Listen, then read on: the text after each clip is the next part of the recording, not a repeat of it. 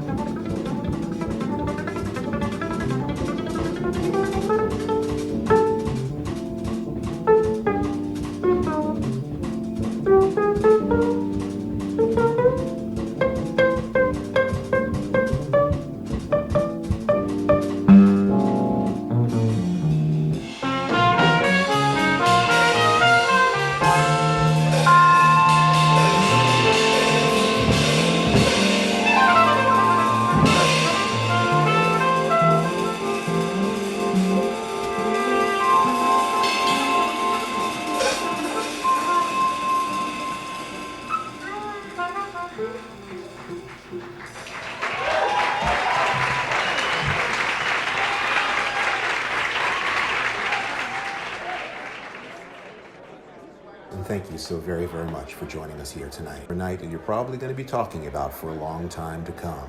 Don't forget to tip your waiter. Thank you.